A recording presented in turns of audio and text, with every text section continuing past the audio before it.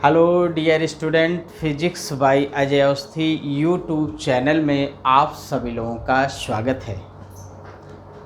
आज हम लोग सोलेनाइड परिनालिका के विषय में पढ़ेंगे और उस परिनालिका के भीतर मैग्नेटिक फील्ड निकालना हम आपको समझाएंगे कि किसी परिनालिका के भीतर हम चुंबकीय क्षेत्र कैसे ज्ञात करेंगे और उसका मान कितना होगा। Magnetic field inside a long solenoid, एक लंबी परिनालिका के भीतर चुंबकीय क्षेत्र की गणना करेंगे। देखिए,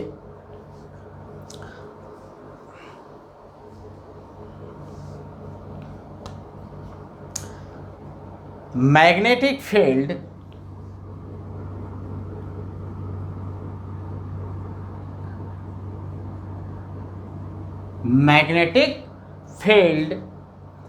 inside a long solenoid,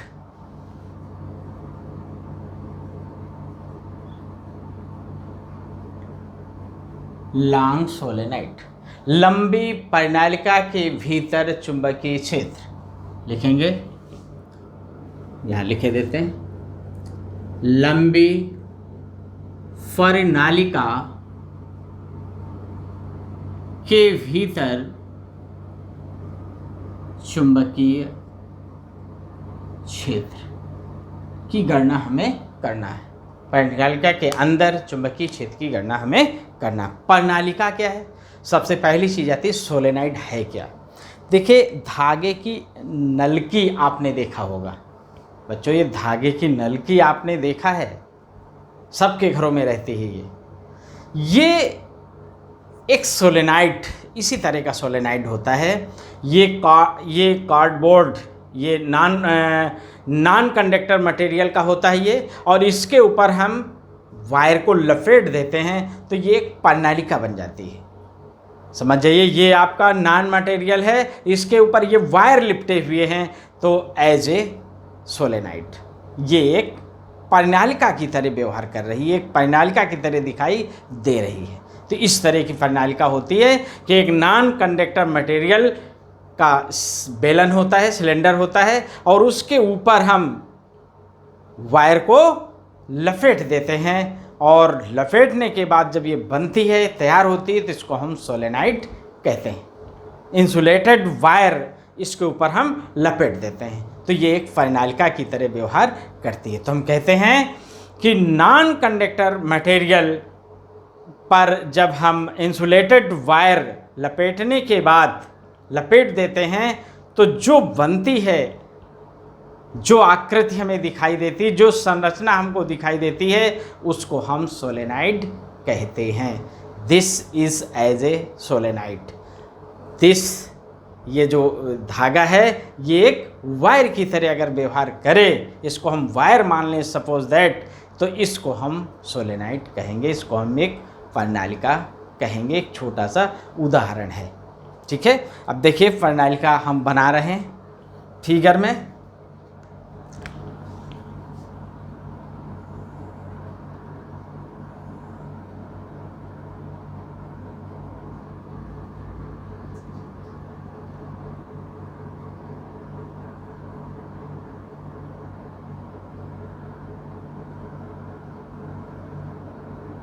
ये देखिए,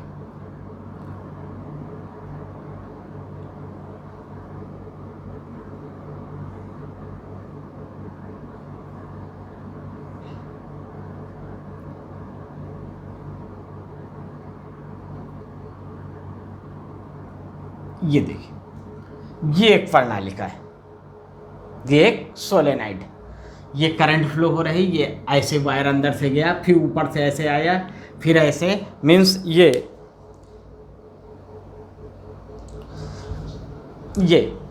देखिए ऐसे है, और ये तार ऐसे गया, तार ऐसे जाके फिर ऐसे चला जाएगा, इसके पीछे से घूम के फिर ऐसे ऊपर आएगा, फिर ऐसे जाएगा, फिर ऐसे आएगा, फिर ऐसे जाएगा, फिर ऐसे आएगा। यही वायर इसमें दिखाए गए हैं कि ये नीचे से गया, फिर ये ऊपर से आया, फिर नीचे से गया, फिर ऊपर से आया, फिर नीचे से गया, फिर ऊपर से आया। इसका ये बाहरी सामने वाला भाग आपको दिखाई दे रहा है, पीछे वाला भाग दिखाई नहीं दे रहा है। तो ये एक सोलेनाइड है, ये सोलेनाइड, ये एक प्रणालिका है, ये एक प्रणालिका है। ठीक है, अब देखिए इस प्रणालिका के जिस सिरे पर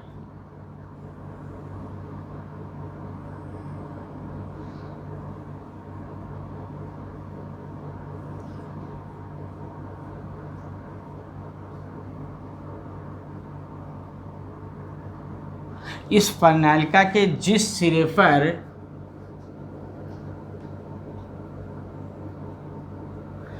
धारा की दिशा क्लॉकवाइज है उस वहाँ साउथ पोल बनेगा, और जिस सिरे पर धारा की दिशा एंटी क्लॉकवाइज होती है वहाँ पर नॉर्थ पोल बनता है। और ये प्रणालिका एक मैग्नेट की तरह व्यवहार करती है, ये सोलेनाइड एक मैग्नेट की तरह व्यवहार करती है।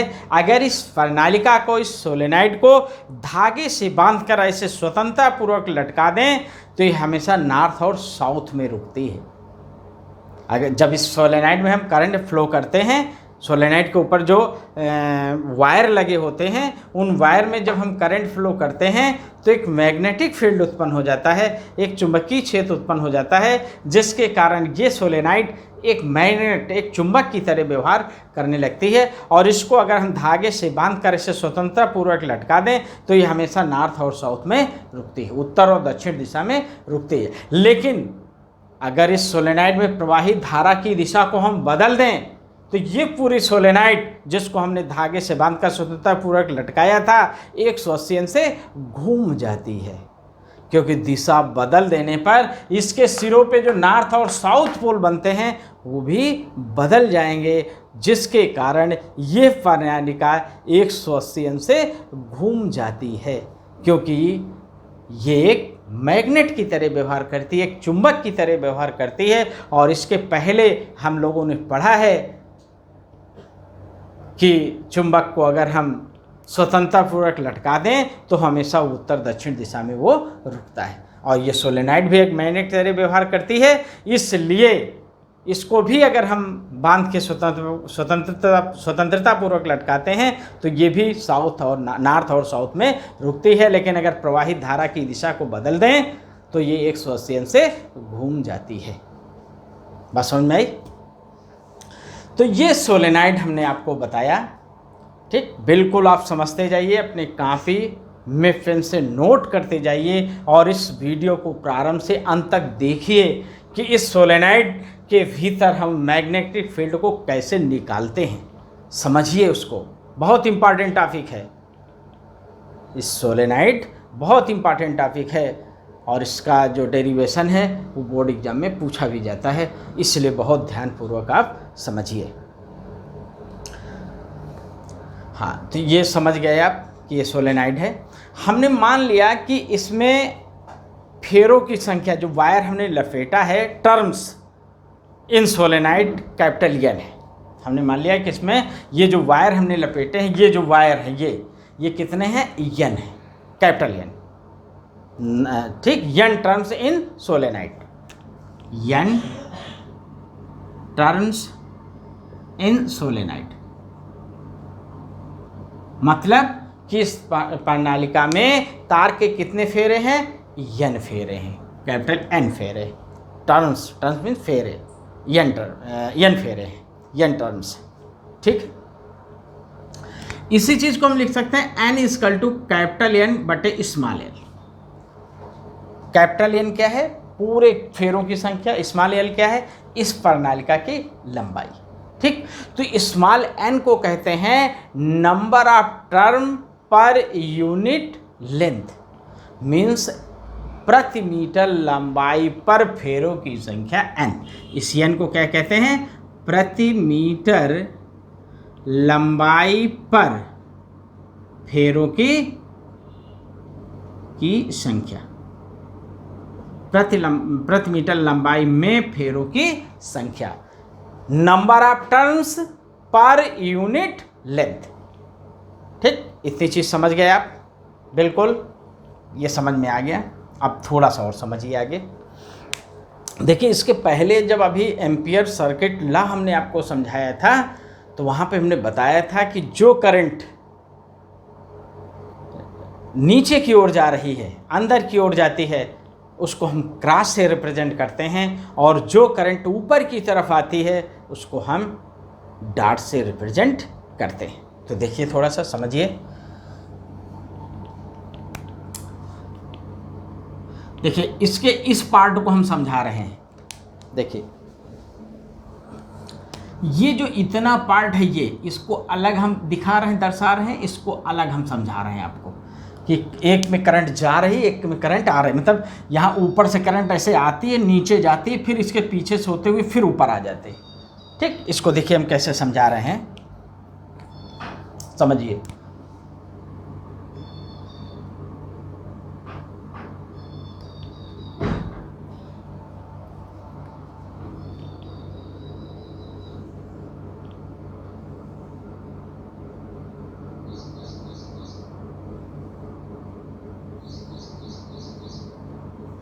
देखिए ये सिरे हमने दिखाए, ये सिरा ये वाला है और ये सिरा ये वाला है सोलेनॉइड का। ठीक है, यहाँ पे करंट देखिए, तार नीचे गया, करंट ऊपर से आई ऐसे।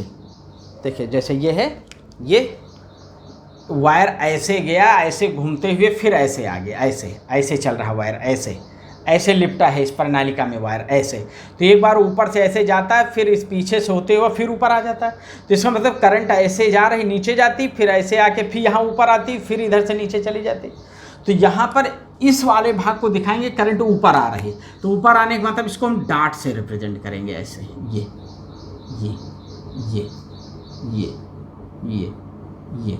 और इसमें करंट नीचे जा रही है तो इसको हम क्रॉस से रिप्रेजेंट करेंगे, ये ये ये ये ये ये। समझ में आ गए? तो एक सिरे से इधर वाले सिरे से करंट ऊपर आ रही है और नीचे वाले से इस जब नीचे आती है तो पीछे चले जाता है, नीचे की ओर जा, अंदर की ओर जा रहा है। बात समझ में आई? अब देखिए, तो इस सोलेनॉइड के अंदर जब सोलेनॉइड एक मैग्नेट की तरह व्यवहार करता है, इसका मतलब सोलेनॉइड के अंदर मैग्नेटिक फील्ड भी होगा, चुंबकीय क्षेत्र भी होगा, चुंबकीय बल रेखाएं भी होंगी। तो उनको देखिए हम दिखा रहे हैं।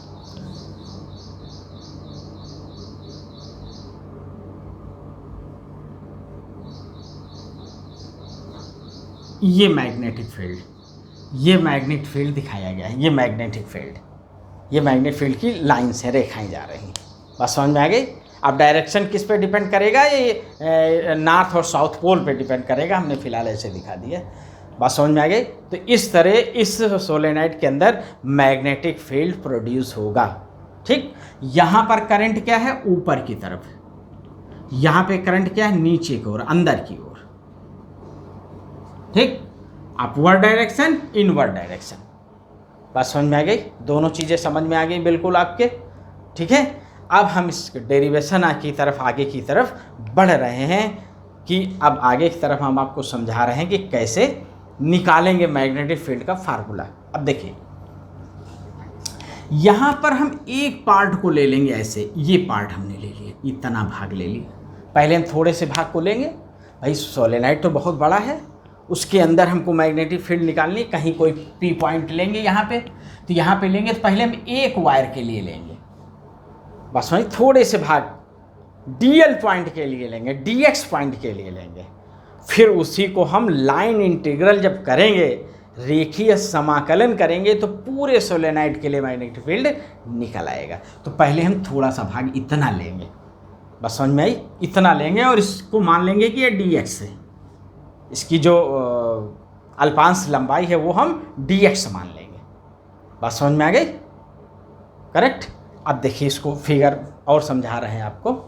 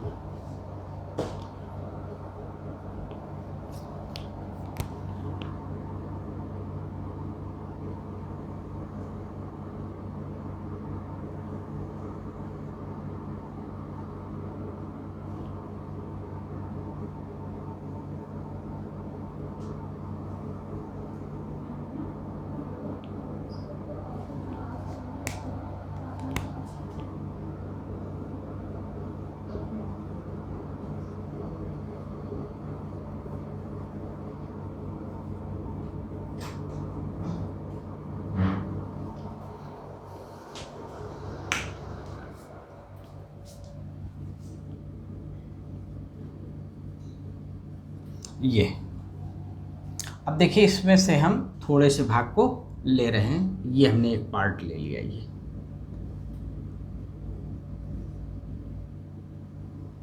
ये हमने इतना पार्ट ये ले लिया और ये है dx, ठीक, ये इतना पार्ट हमने ले लिया ये, ठीक। इसमें ये एक्सिस है, ये प्रणालिका की अक्ष है, ये प्रणालिका की अक्ष हो गई, ठीक। अक्ष पे ही कोई बिंदु हम P सपोज कर ले हैं कि ये हमने सपोज कर लिया P पॉइंट है जहाँ पे हमको मैग्नेटिक फील्ड निकालनी, ठीक है। ये P पॉइंट इस जो हमने थोड़ी सी लंबाई ली है, एक रिंग हमने लिया है, एक छल्ला जो हमने लिया है, उसकी यहाँ से जो दूरी है वो हमने x सपोज कर लिया, ठीक। अच्छा, अब देखिए आगे। अब इसको आप इस सिरे से मिला दीजिए और इसको इस सिरे से मिला दीजिए और इससे मिला दीजिए, ये हमने मिला दिया। अब देखिए ये जो इस सिरे से जब मिला रहे हैं तो इस कोण को हमने θ2 मान लिया और इस सिरे को जब मिलाएं तो ये पूरा कोण ये θ2 हमने मान लिया, बात समझ में आ गई, ये θ2 हमने मान लिया, ठीक। और ये इस प्रणालिका की हमने रेडियस मान लिया R, ये इतनी, ये प्रणालिका की त्रिज्या है R, और इसको हमने मान लिया ये θ है, बात समझ में आ गई। इतनी चीज़ बिल्कुल समझ में आ गई, ठीक। ये θ1 है, ये θ2 है, ये θ है, ठीक। इतनी चीज़ समझ गए। अब आगे देखिए। अब देखिए हमने किया क्या है कि जो प्रणालिका के भीतर हमें पूरी प्रणालिका में जो चुंबकीय क्षेत्र उत्पन्न हो रहा है उसके कारण बिंदु P पे हमने मैग्नेटिक फील्ड निकालनी। जो प्रणालिका में पूरी धारा प्रवाहित हो रही, उस धारा के कारण उसके अंदर चुंबकीय क्षेत्र उत्पन्न हो रहा है। चुंबकीय क्षेत्र हम उसके भीतर कहाँ पे निकाल रहे हैं? P बिंदु पे निकाल रहे हैं। तो देखिए हम यहाँ से ले रहे हैं कि देखिए ये एक हमने दिखाया, एक छल्ला, यहाँ धारा निकली, ऊपर से आई, यहाँ अंदर प्रवेश की, फिर यहाँ से आई, फिर यहाँ प्रवेश की, यहाँ से आई, यहाँ प्रवेश की, यहाँ से निकली, यहाँ गई, यहाँ से निकली, यहाँ गई, यहाँ से निकली, यहाँ गई, ऐसे देखिए यहाँ से निकली, यहाँ पहुँच गई, देखिए यहाँ से निकली, ये यहाँ चली गई, यहाँ से निकली, यहाँ चली गई, देखिए यहाँ से निकली, यहाँ चली गई, यहाँ से निकली, यहाँ चली गई, यहाँ से निकली, यहाँ चली गई, से निकली, यहाँ चली गई, यहाँ से निकली, यहाँ चली गई, यहाँ से निकली, यहाँ चली गई। तो इसमें भी देखिए ये ऐसे धारा आई, ऐसे गई, फिर ऐसे आई, ऐसे गई, फिर ऐसे आई, ऐसे गई, फिर ऐसे आई, ऐसे गई, फिर ऐसे आई, ऐसे गई,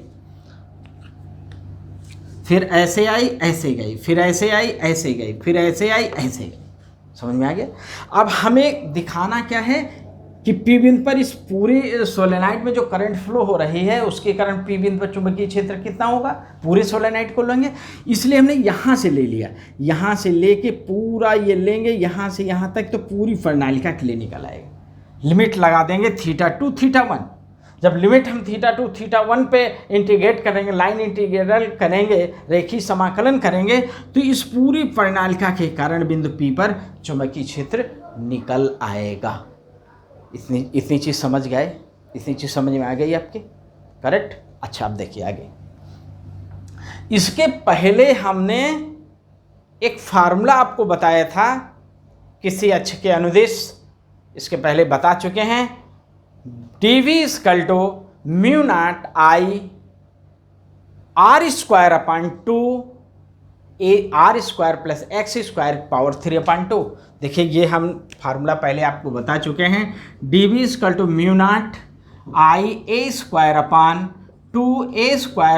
x² 3/2। वहाँ पर a रेडियस था, यहाँ पे हमने रेडियस R माना है, तो इस फार्मूले को हम ये लिख देंगे। ये फार्मूला इसके पहले आप पढ़ चुके हैं, इसी फार्मूले का प्रयोग हम यहाँ पर करेंगे। ठीक है, इतनी चीज़ समझ में आ गई। अब देखिए यहाँ पर हम चूंकि पहले एक रिंग को लेंगे, पहले एक जो ये फेरा है, एक जो फेरा है, एक जो रिंग है उसको ले रहे हैं, फिर इंटीग्रेट करेंगे तो पूरे का लेंगे। तो एक रिंग में जो करंट फ्लो हो रही है उसे हम I' मान रहे हैं, उसको हम इफेक्टिव करंट कह रहे हैं। I' हमने सपोज किया, जिसको क्या कहेंगे? इफेक्टिव करंट, इफेक्टिव करंट प्रभावी धारा, ठीक, प्रभावी धारा। तो ये जो मैग्नेटिक फील्ड होगा ये हो जाएगा dV equal to mu naught I dash R square upon 2 R square plus x square की पावर 3/2, ठीक। एक रिंग, और एक रिंग के लिए हमने लेंथ कितनी ली है, dx ली है, ठीक। अब थोड़ा सा यहां समझ लीजिए जरा, वन लेंथ में फेरे कितने हैं, n टर्म्स हैं, वन लेंथ में n टर्म्स हैं, तो dx लेंथ में कितने टर्म्स होंगे, देखिए वन लेंथ में कितने टर्म्स हैं, n टर्म्स हैं, n टर्म्स हैं, n टर्म्स, n फेरे हैं, तो dx में कितने फेरे होंगे, dx में होंगे n dx, मतलब एकांक लंबाई में फेरों की संख्या कितनी है, n है, तो dx में कितनी होगी, n dx। बात समझ में आ गई भाई, एकांक लंबाई में दे दिया गया इतना है, वन लेंथ में इतना है, तो dx लेंथ में कितना होगा, तो n dx हो जाएगा, dx से मल्टीप्लाई होगा। बात समझ में आ गई।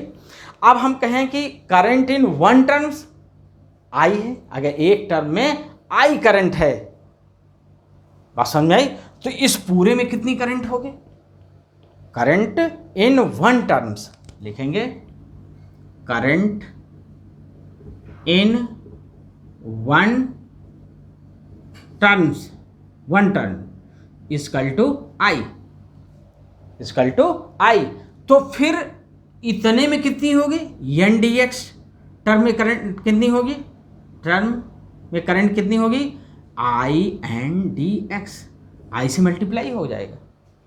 बात समझ में आई, I से मल्टीप्लाई हो जाएगा, I से मल्टीप्लाई हो जाएगा, मीन्स इतनी करंट होगी, I n dx। इतनी चीज समझ में आ गई। तो जहां पे हमने I डैश लिखा है, ये I डैश कितने के बराबर हो जाएगा, I n dx के बराबर हो जाएगा। तो ये हो जाएगा आपका dV equal to mu naught I n dx R square upon 2 R square plus x square की पावर 3/2। इतनी चीज समझ में आ गई। हम I डैश की जगह क्या लिखेंगे, I n dx। कैसे निकला ये हमने आपको समझा दिया कि I डैश की वैल्यू इतनी इस प्रकार निकली, ठीक। इतनी चीज समझ गए। इतने को आप नोट कर लीजिए, पहले जल्दी से आगे नोट कर लीजिए, फिर आगे हम समझाएं आपको। हाँ देखिए, नोट कर लिया, देखिए मिटा रहे हैं इसको।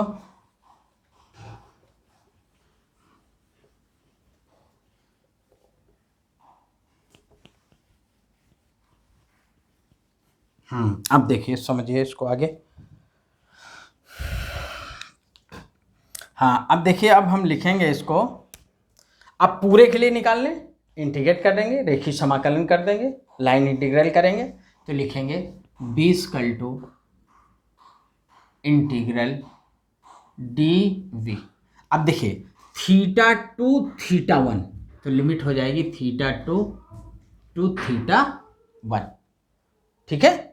अच्छा अब देखिए इसको लिख दीजिए, ये लिखा जाएगा mu naught b equal to limit theta to theta one, और ये लिखा जाएगा mu naught I n dx R square upon dx R square upon 2 R square plus x square की पावर 3/2। अब देखिए यहाँ से देखिए tan थीटा की वैल्यू निकाल लीजिए। देखिए tan थीटा इक्वल टू, देखिए ये इतना, ये इतना और ये इतना, तो ये इतना r है, ये इतना x है, tan थीटा बराबर होता है लंब बटे आधार, तो ये हो जाएगा r/x के, करेक्ट। तो ये हो जाएगा r इक्वल टू, नहीं x equal to r upon tan theta, तो ये हो जाएगा x equal to r cot theta. इसको डिफरेंशिएट कर देंगे विद रेस्पेक्ट टू थीटा, तो ये हो जाएगा d x upon d theta is equal to minus r cosec square theta. तो ये हो जाएगा d x is equal to minus r cosec square theta d theta. तो यहाँ जहाँ डी एक्स लिखा है उस जगह हम ये चीज़ नोट कर देंगे। ठीक, इधर का नोट हो गया, इधर का समझ गए। अब देखिए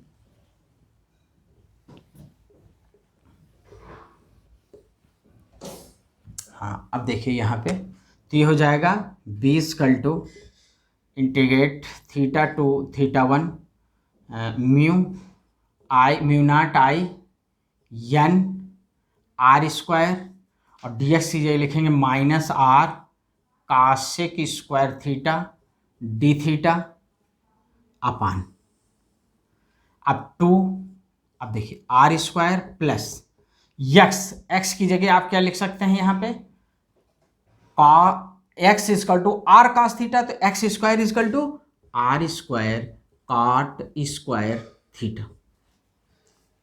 ठीक, अब इसको और लिखेंगे b is equal to integrate, minus पहले लगा दीजिए ये वाला, theta to theta one mu naught I N R cube cosec square theta d theta upon, अब देखिए ये पावर 3/2 है यहाँ पे। अब देखिए आर स्क्वायर कॉमन ले लीजिए, इसमें 2 आई स्क्वायर कॉमन ले लिया हमने, अंदर बचा 1 प्लस काट स्क्वायर थीटा की होल पावर 3/2। अब देखिए आगे ये हो जाएगा B is equal to minus theta to theta one mu naught I N R cube cosec square theta d theta upon, अब इधर देखिए आर स्क्वायर को बाहर लेंगे तो 2 से 2 कट जाएगा, 3 पावर में आ जाएगी, तो 2 आर क्यूब बाहर आ जाएगा। ठीक, अब देखिए ये 1 plus cot square theta, 1 plus cot square theta is equal to होता है कॉसेक स्क्वायर थीटा, तो ये हो जाएगा कॉसेक स्क्वायर थीटा की पावर 3/2। अब देखिए इसमें भी इसकी पावर कट जाएगी, तो हो जाएगा B is equal to minus theta two तो थीटा वन म्यू नॉट आई एन, अब ये आर क्यूब से आर क्यूब काट दीजिए, ये हो जाएगा cosec square theta d theta upon 2, देखिए ये क्यूब इसमें भी हो जाएगा कॉसेक क्यूब थीटा। ठीक, अब देखिए ये हो जाएगा B is equal to minus mu naught I N upon 2 limit theta to theta one. अब देखिए ये यहाँ पे क्यूब होगा, ये 3 है क्यूब होगा, इससे ये कटेगा, तो ये हो जाएगा 1 upon cosec theta d theta, तो ये हो जाएगा B is equal to minus mu naught I N upon 2 limit theta to theta one sine theta d theta. इतनी चीज़ समझ गए? नोट करिए जल्दी से नोट कर लीजिए। नोट कर लिया? अब देखिए इसको हम मिटा रहे हैं इधर का,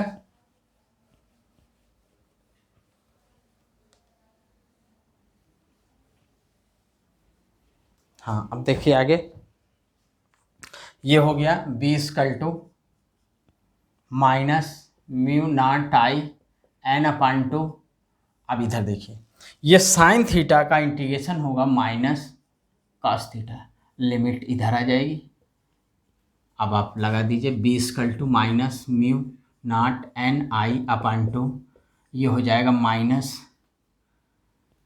cos theta one minus cos theta 2, upper limit minus lower limit, ये अपर होती ये लोअर होती, तो ये हो जाएगा B is equal to minus mu naught n i upon 2, ये हो जाएगा minus cos theta one plus cos theta 2, ये हो जाएगा B is equal to minus mu naught n i upon 2। अब देखिए इस माइनस से अंदर मल्टीप्लाई कर दीजिए, इस माइनस से अंदर मल्टीप्लाई कर दीजिए तो cos थीटा 1 हो जाएगा माइनस cos थीटा 2 हो जाएगा। ये इसका फार्मूला प्राप्त हो गया। इस सोलेनाइड के भीतर मैग्नेटिक फील्ड का फार्मूला होगा B=μ0 Ni/2 ब्रैकेट के अंदर cos θ1 माइनस cos θ2। नोट कर लीजिए इसको भी जल्दी से। हाँ देखिए इतना हो गया ये। अब आता है कि अगर सोलेनाइड अनंत लंबाई की है तब मैग्नेटिक फील्ड उसके भीतर कितना होगा। ठीक है, देखिए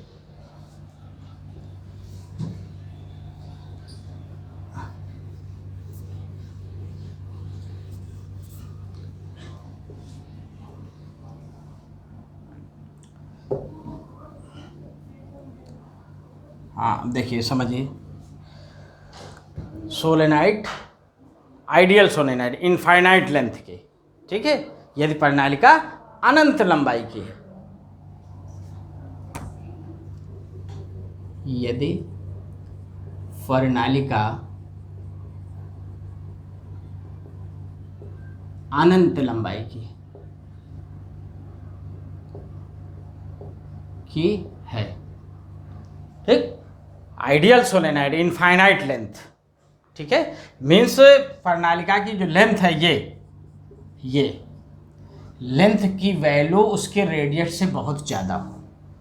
भाई जब अनंत लंबाई की है तो रेडियस तो बहुत कम होगा, लेंथ तो बहुत ज़्यादा हो गई, ठीक है। जब बहुत ज़्यादा हो जाएगी तो आप देखिए, जब लेंथ बहुत ज़्यादा हो गई, आप कल्पना करिए कि ये बहुत अधिक लंबाई के हो गए, तो यहाँ से जब आप θ1 देखेंगे, जैसे ये बहुत अधिक लंबाई पे हो वहाँ, तो ये बिल्कुल ये P पॉइंट से ये सिरा जाके मिलेगा, बिल्कुल स्ट्रेट लाइन सीधी रेखा होगी जाके, मीन्स θ1 की वैल्यू नियर अबाउट 180 हो जाएगी,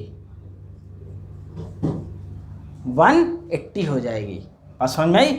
और ये θ2 जो होगा वो 0 हो जाएगा, θ2 0 हो जाएगा, θ1 180 हो जाएगी। देखिए कैसे भाई, ये जब बहुत लंबाई के हो जाएंगे, बहुत लंबाई होंगे, तो समझिए अगर बहुत लंबाई है तो यहाँ से जब उस सिरे को देखेंगे तो सिरा लगभग इसी के समांतर ही दिखाई देगा, बात समझ आई, तो θ2 0 हो जाएगा। देखिए ये जो फिगर है इसी को हम ऐसे भी बना सकते हैं,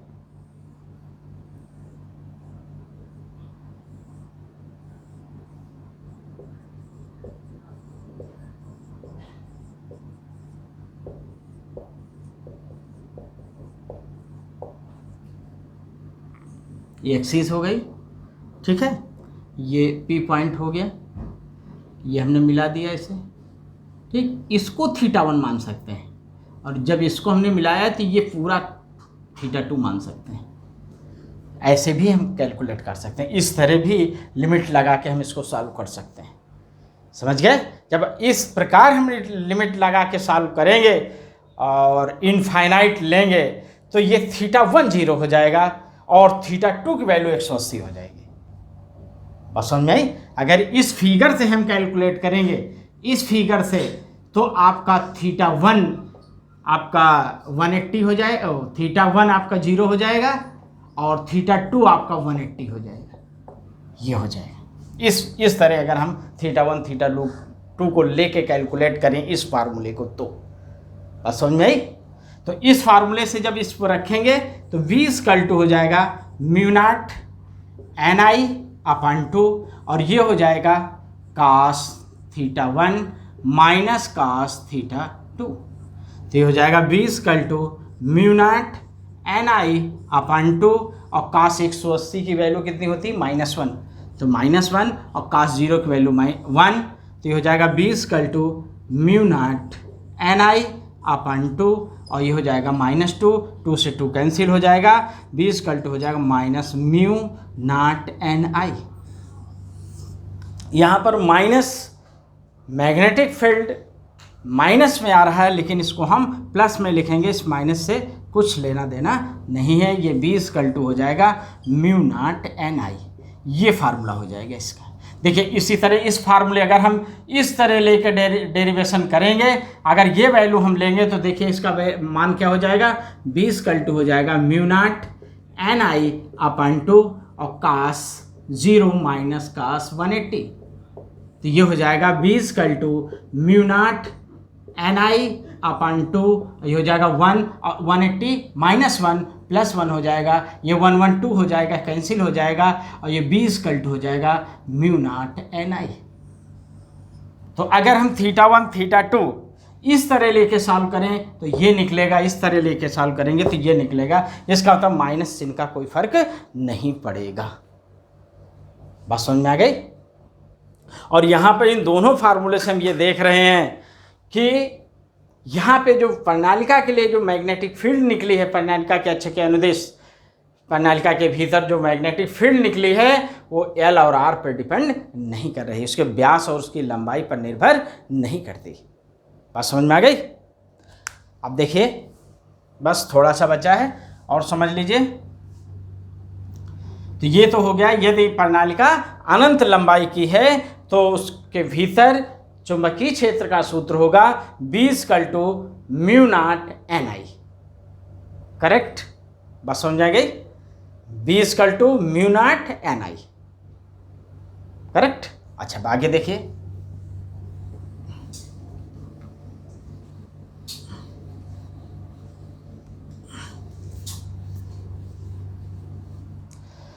यदि बिंदु P प्रणालिका के एक सिरे पर हो, जैसे प्रणालिका है जो अभी हमने बनाया था, ये लिखेंगे यदि बिंदु P प्रणालिका के एक सिरे पर हो, एक सिरे पर हो, तब मैग्नेटिक फील्ड क्या होगी। एक सिरे पर है तब मैग्नेटिक फील्ड क्या होगी। ठीक है, देखिए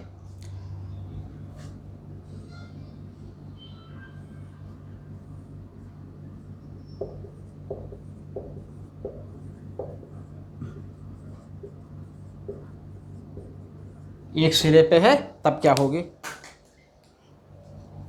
एक सिरे मतलब किसी एक सिरे पर हो, चाहे यहाँ पे हो चाहे इधर हो। जैसे मान लीजिए यहाँ पे है तो ऐसे मिला देंगे, ऐसे ये ऐसे जाएगा, ऐसे ऐसे जाएगा ना। तो जब एक सिरे पर आप लेंगे तो θ1 की वैल्यू 0 हो जाएगी, θ1 0 हो जाएगा और θ2 90 डिग्री हो जाएगा। θ1 का मान लगभग 0 हो जाएगा। देखिए यहाँ लेंगे तो ये तो सीधे मिल गया ना, तो θ1 0 और ये टोटल वैल्यू कितनी हो गई, 90 डिग्री हो गई। ये टोटल 90 डिग्री हो गई। और समझ आई, ये टोटल 90 डिग्री हो गई। तो θ1 0 होगा और θ2 90 डिग्री होगा। तब आपका फार्मूला हो जाएगा B = μ0 ni अपन 2 और लिखा जाएगा cos 0 - cos 90।